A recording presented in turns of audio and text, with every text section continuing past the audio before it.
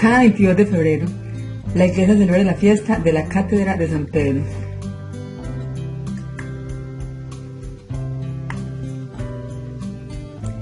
Hoy, 22 de febrero, se celebra la festividad de la Cátedra de San Pedro, una ocasión solemne que se remonta al IV siglo y con la que se rinde homenaje y se celebra el primado y la autoridad de San Pedro. La palabra cátedra significa asiento o trono y es la raíz de la palabra catedral, la iglesia donde un obispo tiene el trono desde el que predica. Sinónimo de cátedra es también sede, asiento o sitial. La sede es el lugar desde donde un obispo gobierna su diócesis. Por ejemplo, la Santa Sede es la sede del obispo de Roma, el Papa. Antes de rezar el Ángelus en este día, el Papa Juan Pablo II recordó que la festividad litúrgica de la Cátedra de San Pedro subraya el singular ministerio que el Señor confió al jefe de los apóstoles de confirmar y guiar a la Iglesia en la unidad de la fe. En esto consiste el Ministerium Petrinum, ese servicio peculiar que el obispo de Roma está llamado a rendir a todo el pueblo cristiano. Misión indispensable que no se basa en prerrogativas humanas, sino en Cristo mismo como piedra angular de la comunidad eclesial. Recemos, digo, para que la Iglesia, en la variedad de culturas, lenguas y tradiciones, sea unánime en creer y profesar las verdades de la fe y de moral transmitida por los apóstoles. La cátedra es en realidad el trono que Carlos el Calvo regaló al Papa Juan Pablo VIII y en el que fue coronado el emperador el día de Navidad en el año 875. Carlos el Calvo era el nieto de Carlomagno. Durante muchos años, la silla fue utilizada por el Papa y sus sucesores durante las ceremonias litúrgicas hasta que fue incorporada al altar de la cátedra de Verini en 1666. Tradiciones, leyendas y creencias afirmaron durante muchos años que la silla era doble y que algunas partes se remontaban a los primeros días de la era cristiana, e incluso que la utilizó San Pedro en persona. La silla ha sido objeto de numerosos estudios a lo largo de los siglos y la última vez que fue extraída del nicho que ocupa en el altar de Verini fue durante un periodo de 6 años, entre 1968 y 1974. Los análisis efectuados en aquella ocasión apuntaban a que se trataba de una sola silla, cuyas partes más antiguas eran del siglo VI. Lo que se había tomado por una segunda silla era en realidad una cubierta que servía tanto para proteger al trono como para llevarlo en procesión. Todos los años en esta fecha, el altar monumental que acoge a la Cátedra de San Pedro permanece iluminado todo el día con docenas de velas y se celebran numerosas misas desde la mañana hasta el atardecer, concluyendo con la misa del capítulo de San Pedro. De banquillo de madera a Santa Sede. Comentario por la fiesta de la Cátedra de San Pedro. En la Santa Sede, en la Basílica de San Pedro, cuelga directamente debajo de la famosa imagen del Espíritu Santo. En círculos clericales, rueda siempre a manera de broma la pregunta: ¿cuál es la santa que si bien tiene 4 piernas no podría correr? Pues bien, es la Santa Sede. El término, no de muy fácil comprensión, es hasta hoy una usual denominación por el Papa, que como soberano sujeto de derecho internacional goza del reconocimiento alrededor de 170 estados y 20 organizaciones internacionales. No pocas veces se piensa que el Papa es reconocido por otros estados y jefes de estado, como el jefe del diminuto Estado Vaticano, si bien su condición especial no se fundamenta en el ser el país más pequeño del mundo. El Papa es reconocido en virtud de sus relaciones de siglos con otros estados, sobre todo a través del envío de embajadores. Si hubiera perdido el Vaticano, como fue el caso en el siglo XIX con los estados pontificios de mayor extensión y no poca significancia política, la Santa Sede hubiera permanecido siendo sujeto de derecho internacional reconocido internacionalmente. El Papa, y solo él entre todos los demás líderes religiosos, es quien goza de la autoridad de un jefe de Estado equiparada a la de los presidentes. Y todo esto se lo debe, por así decir, al banquillo de madera sobre la que se sentó San Pedro cuando enseñaba a la comunidad de Roma. Este pequeño asiento del príncipe de los apóstoles se encuentra hoy en el enorme altar de bronce que se levanta al final de la nave occidental de la Basílica de San Pedro. El trono de Pedro, elevado a lo alto por 4 doctores de la Iglesia, es sobrepasado con fulgor por la imagen del Espíritu Santo, la única ventana colorida en la Catedral de San Pedro. Una silla bajo la luz del Espíritu Santo. La Iglesia celebra hoy la fiesta de la Cátedra de San Pedro, para recordar la autoridad del primero de los apóstoles y de sus sucesores. La Santa Sede, cuyo concepto se remonta al banco de madera de un pescador a quien el Señor nombró pastor de su iglesia, es la más alta autoridad moral en todo el mundo actual. También Los cristianos prestan atención a las palabras del Papa sobre la paz, la migración y protección climática. Más importante en estos temas políticos es, sin embargo, la preservación y auténtica interpretación de la fe que le fue confiada a Pedro y a sus sucesores. A él le fue prometida, tal como bellamente muestra el altar en San Pedro, la especial asistencia del Espíritu Santo al explicar el Evangelio de Cristo desde la tradición de la Iglesia y sus padres. Él, el Papa y solamente él, tiene la potestad de las llaves para atar y desatar. Él tiene poder directo inmediato, limitado solo por la ley divina sobre toda la Iglesia. Él es el Pastor Supremo a quien le es confiado la totalidad del rebaño del Señor. La Iglesia celebra hoy este elevado servicio del servidor de los siervos de Dios, al contrario de los patriarcas ortodoxos organizados por las iglesias nacionales y de los cientos de denominaciones protestantes. La Iglesia Católica es una, gracias al Papa, a quien el Concilio Vaticano II denomina su cabeza visible, la piedra sobre la cual nos paramos. La fiesta de la Cátedra de San Pedro es ocasión para agradecer por las piedras sobre las cuales Jesús quiso edificar su Iglesia.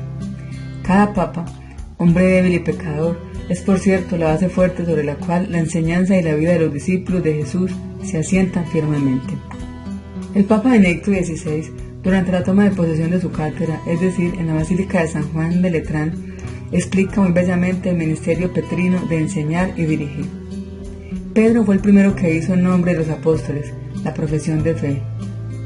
Tú eres el Cristo, el Hijo del Dios vivo. Mateo 16:16. Esta es la tarea de todos los sucesores de Pedro, ser el guía en la profesión de fe en Cristo, el Hijo del Dios vivo. La Cátedra de Roma es ante todo cátedra de este credo. Desde lo alto de esta cátedra, el obispo de Roma debe repetir constantemente: Dominus Iesus, Jesús es el Señor, como escribió San Pablo en sus cartas a los romanos, Romanos 10:9, y a los corintios, 1 Corintios 12:3. A los corintios con particular énfasis les dijo: pues aun cuando se les dé el nombre de dioses, bien en el cielo, bien en la tierra, para nosotros no hay más que un solo Dios, el Padre, y un solo Señor Jesucristo, por quien son todas las cosas y por el cual somos nosotros. 1 Corintios 8, del 5 al 6. La cátedra de Pedro obliga a quienes son sus titulares a decir, como ya hizo San Pedro en un momento de crisis de los discípulos, cuando muchos querían irse: Señor, ¿a quién vamos a ir? Tú tienes palabras de vida eterna y nosotros creemos y sabemos que tú eres el Santo de Dios. Juan 6, 68, 69. Aquel que se sienta en la cátedra de Pedro debe recordar las palabras que el Señor dijo a Simón Pedro en la hora de la última cena: y tú, una vez convertido, confirma a tus hermanos. Lucas 22, 32. Aquel que es titular del ministerio petrino debe tener conciencia de que es un hombre frágil y débil, como son frágiles y débiles sus fuerzas, y necesita constantemente purificación y conversión.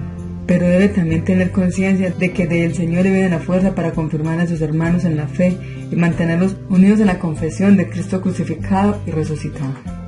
En la primera carta de Pablo a los Corintios encontramos la narración más antigua que tenemos de la resurrección.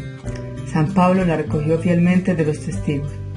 Esa narración habla primero de la muerte del Señor por nuestros pecados, de su sepultura, de su resurrección, que tuvo lugar al tercer día, y después dice: Cristo se apareció a Cefas y luego a los 12. 1 Corintios 15:4. Así, una vez más, se resume el significado del mandato conferido a Pedro hasta el fin de los tiempos: ser testigo de Cristo resucitado. El obispo de Roma se sienta en su cátedra para dar testimonio de Cristo. Así, la cátedra es el símbolo de la potestas docendi, la potestad de enseñar, parte esencial del mandato de atar y desatar conferido por el Señor a Pedro y después de él a los 12. En la Iglesia, la Sagrada Escritura, cuya comprensión crece bajo la inspiración del Espíritu Santo, y el ministerio de la interpretación auténtica conferido a los apóstoles, se pertenecen uno al otro de modo indisoluble. Cuando la Sagrada Escritura se separa de la voz viva de la Iglesia, pasa a ser objeto de las disputas de los expertos. Ciertamente, todo lo que los expertos tienen que decirnos es importante y valioso. El trabajo de los sabios nos ayuda en gran medida a comprender el proceso vivo con el que ha crecido la Escritura, y así apreciar su riqueza histórica. Pero la ciencia por sí sola no puede proporcionarnos una interpretación definitiva y vinculante. No está en las condiciones de darnos en la interpretación certeza con la que podamos vivir y por la que también podamos morir. Para estos es necesario un mandato más grande, que no puede brotar única y exclusivamente de las capacidades humanas. Para eso se necesita la voz de la Iglesia viva, la Iglesia encomendada a Pedro y al colegio de los apóstoles hasta el final de los tiempos. Esa potestad de enseñanza asusta a muchos hombres dentro y fuera de la Iglesia. Se preguntan si no constituye una amenaza para la libertad de conciencia, si no es una presunción contrapuesta a la libertad de pensamiento. No es así. El poder conferido por Cristo a Pedro y a sus sucesores es en sentido absoluto un mandato para servir. La potestad de enseñar en la Iglesia implica un compromiso al servicio de la obediencia de la fe. El Papa no es un soberano absoluto cuyo pensamiento y voluntad son ley. Al contrario, el ministerio del Papa es garantía de la obediencia a Cristo y a su palabra. No debe proclamar sus propias ideas, sino vincularse constantemente a sí mismo y a la Iglesia a la obediencia de la palabra de Dios, frente a todos los intentos de adaptación y alteración, así como frente a todo oportunismo. Así lo hizo el Papa Juan Pablo II, cuando ante todos los intentos, aparentemente benévolos con respecto al hombre frente a las interpretaciones erróneas de la libertad, destacó de modo inequívoco la inviolabilidad del ser humano. La inviolabilidad de la vida humana desde la concepción hasta la muerte natural. La libertad de matar no es una verdadera libertad, sino una tiranía que reduce al ser humano a la esclavitud. El Papa es consciente de que en sus grandes decisiones está unido a la fe de todos los tiempos, a las interpretaciones vinculantes surgidas a lo largo del camino de peregrinación de la Iglesia. Así, su poder no está por encima, sino al servicio de la palabra de Dios, y tiene la responsabilidad de hacer que esta palabra siga estando presente en su grandeza y resonando en su pureza, de modo que no alteren los continuos cambios de las modas. Un Papa, una familia. El Papa es el padre de la familia de Cristo, que conduce a los hijos e hijas de Dios a casa. Como obispo de Roma, él lanza a todos los católicos de la ciudad sobre las 7 colinas. Todos, sin importar color de piel, son ciudadanos de esta ciudad, tenue imagen de aquella urbe que un día descenderá del cielo como el lugar donde habita Dios. Queridos romanos, ahora soy vuestro obispo. Gracias por vuestra generosidad, gracias por vuestra simpatía, gracias por vuestra paciencia conmigo. En cuanto a católicos, todos somos de algún modo también romanos. Con las palabras del Salmo 87, un himno de alabanza a Sión, madre de todos los pueblos, cantaba Israel y cantaba la Iglesia. Se dirá de Sión, uno por uno todos han nacido de ella. Versículo 5. De modo semejante, también nosotros podríamos decir, en cuanto a católicos, todos hemos nacido de algún modo en Roma. Así, con todo mi corazón, quiero tratar de ser vuestro obispo, el obispo de Roma. Todos queremos tratar de ser cada vez más católicos, cada vez más hermanos y hermanas en la gran familia de Dios, la familia en la que no hay extranjeros. Amén. Monseñor Florian Corfaus, funcionario de la Secretaría del Estado del Vaticano.